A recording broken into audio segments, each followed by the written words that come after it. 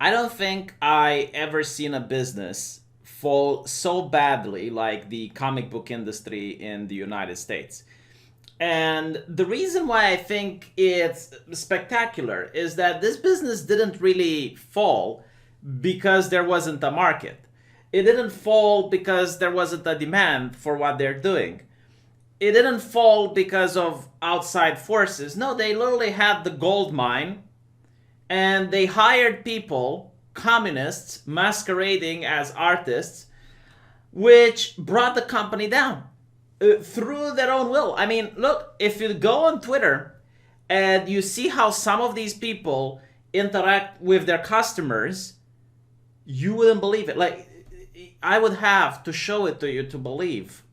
If any business would treat their customers that way, they would file for bankruptcy within a month. The only reason Marvel and DC managed to hang out for so long is because of money from the parent company. It is astonishing. I mean, imagine going to a grocery store, having a MAGA hat or something, and they kick you out. And they also call you a Nazi and they tell you to never come back. But not only that, like let's say you go to the grocery store and the shopkeeper immediately starts talking to you about politics and immigration and whatnot. And, if you disagree with him, even on the slightest thing, they kick you out and they insult you. That's how Marvel is running their business if you go on the Twitter. And it's not only that, there are entire channels on YouTube dedicated to explaining just how bad these people are, and those channels are now probably more profitable than whatever money a person working at Marvel is making. I mean, look at this. They're bragging about selling 27,000 comics. 27,000 comics. During the pandemic, when people are locked in their home, they're not buying comics. There's probably manga selling more than this. It's White Fragility by Ron with the Angelo sold more than these comic books. It's ridiculous. And I'll tell you, like, one of the main reasons that I think this is. They removed everything that the comics were about. Like, fundamentally, comic books result to one thing. A battle between good versus evil. Like, literally, that's pretty much what, like, the essence. Like Lex Luthor robbing a bank and Superman stopping it, that is a comic. Like, that is the essence of a comic book. So, they were targeted to a teenage audience, primarily males, because women don't like to read that type of violence. Like, most women that I know don't like violence. That's the main thing. They're not attracted to it. Now, there are some that are, but women as a demographic prefer 50 Shades of Grey. They prefer Twilight. They prefer movies and comic books where people die slowly.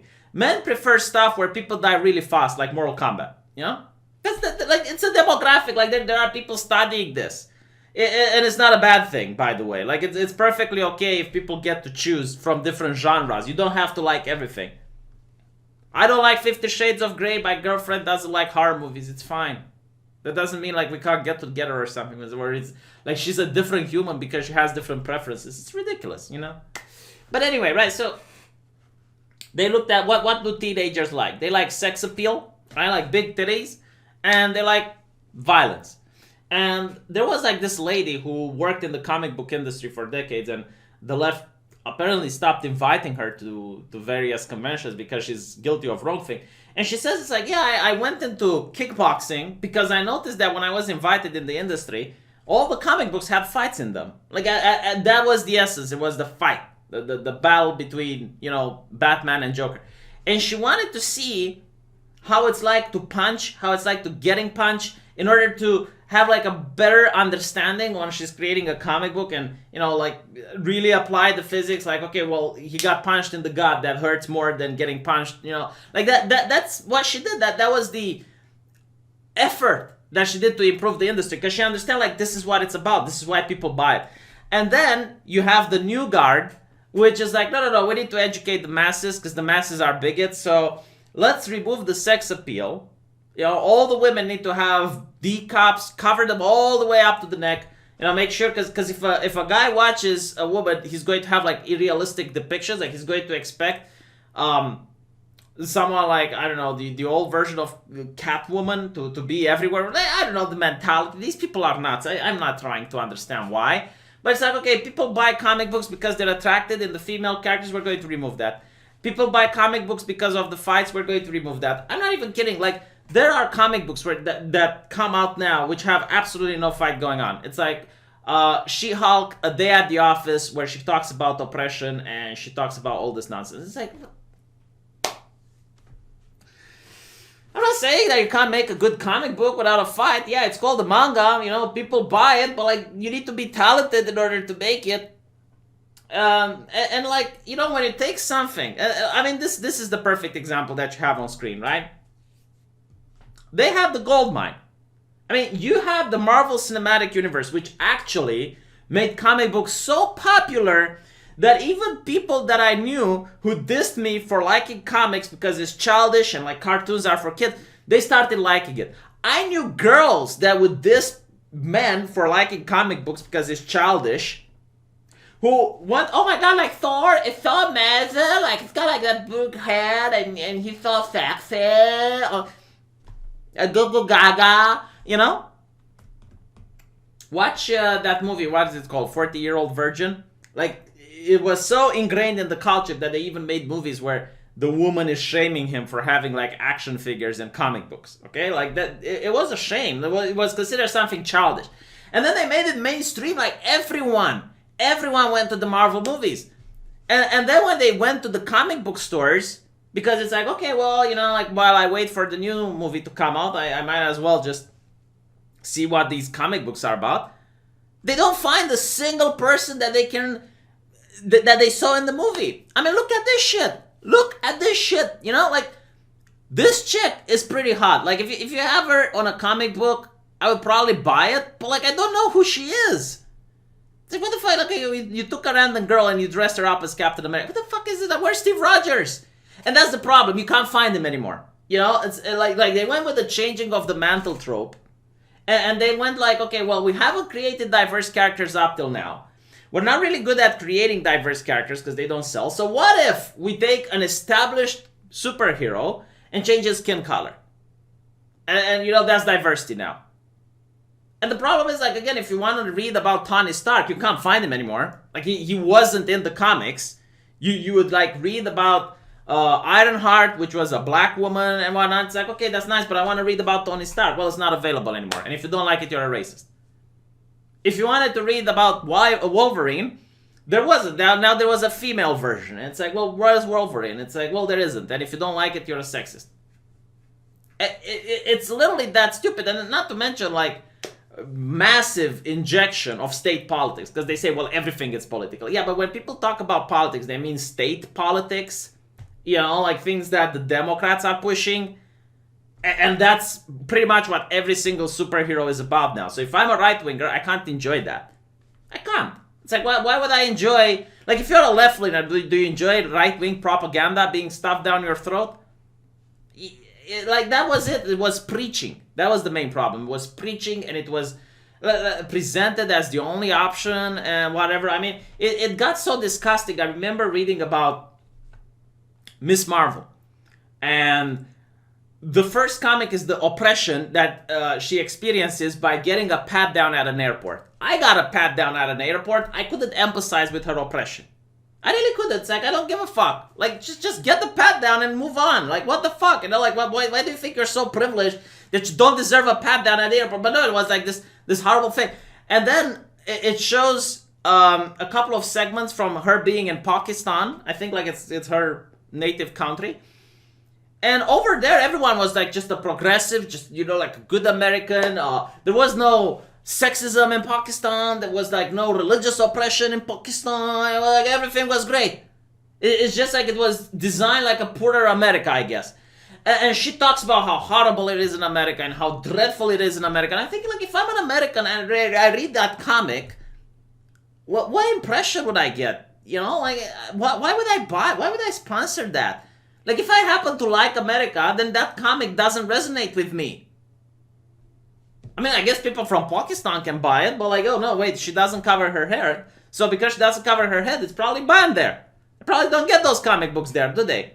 I don't know, I actually have to check. I know, like, they chose Wonder Woman to be the UN ambassador. Like, yeah, no, they chose a fictional woman as the UN ambassador. These people are nuts. And it was the Muslim nations that complained, because it's like, no, like that's American hedonism. It's indecent. She doesn't cover up. And I think it was even like the covered up version. It wasn't when she was wearing the underwear. But like, you know, like that, it is just unreal. Like, if I were to go back 20 years ago and write a book about the days we're living, no one would believe me. Like, people would say I'm crazy. The book wouldn't sell. The book wouldn't sell. It would be like considered too unrealistic. Like, they would rather think about Captain America doing his acrobatics and stuff, and that would be more believable than the book I'm writing. And again, you know, like, it pisses me off. Like, this is a commercial, right? And like, I think that this chick would be interesting. Like, I would like to read something about her, but like, again, like, why is this about Captain America? Like, if she was a different superhero, if she was just standalone and doing her own stuff, like, that would be interesting. This isn't. It's not. And I'm ranting because I cared about comic books, you know? I mean, Captain America is such a symbol. It's such a symbol that people from Romania know about. Like, people from Romania know about Superman. They know about Batman. You know, like, around the world. I bet, like, in places where they still have clicky languages, which is, like, you know, like one of the oldest languages on Earth, they probably heard about Batman and Captain America. That's how popular they are. And how can you ruin something so popular? It's just astonishing. I mean, these people deserve credit. If you would hire me to ruin comic book, I wouldn't be able to do such a thorough job. Like, I'm sorry, but like, at this point, if you are to give me a comic book for free, I would use it for my cat litter. You know, like, when I run out of sand, like, my cat actually would take a piss if I put some paper. Yeah, like, that's where the comic book would go. I'm not interested in reading this, because it's not out of spite. Like, that's another thing. They keep spiting the viewer. They keep spiting the reader. It's like, what do you like? Okay, well, we're going to give you the opposite. And we're going to cater to the people that hate you. To socialists and communists that have an affinity. Like, they hate geeks with a passion because they think geeks are evil. They're straight white men, aren't they? Oh, you know, they sit in their parents' basement reading comics. They're not enlightened as we are. They don't take a Molotov and throw it at a legitimate business like we do. They just sit there and purchase our stuff like capitalists. And not to mention, like, it's kind of funny when these social justice warriors at Marvel started screeching about people pirating their shit. It's like, yeah, sharing is caring, isn't it? Right? It's private property. We're just appropriating. I wouldn't even pirate it, by the way. Like, I would not pirate their stuff. I just wanted to make it absolutely clear. I don't like it. Not because of moral reasons or legal. I don't like it. No, like, if you were to take me to a place where pirating is legal, I still wouldn't do it. I wouldn't do it. I just like, you at this point, to me, the value of a comic book is on minus. You have to pay me so I can buy your comic book. Like, it's that bad. You need to give me money so I can buy. You probably need to give me extra if you want me to read it as well. It's ridiculous, you know. 27,000 comics sold. My God, like, and they're using this as you know, a win. I mean, don't get me wrong. I'm pretty sure it's a big number. I'm pretty sure, like, in the comic book industry, 27,000 is big. But, like, it's not what it used to be. Motherfucker, my videos get more views than that. Like, I have videos that got more than 27,000 views. I mean, I guess you can say, well, yeah, V, but, like, your videos are for free. I mean, how expensive is a comic book, you know? It's like, what, $2? I mean, like, if people really wanted to read it, they would. I bet there's manga that sells more than $27,000. I'm curious, like, how many Dragon Ball Super sold. Yeah. Let me know what you think. See you guys in the comment section.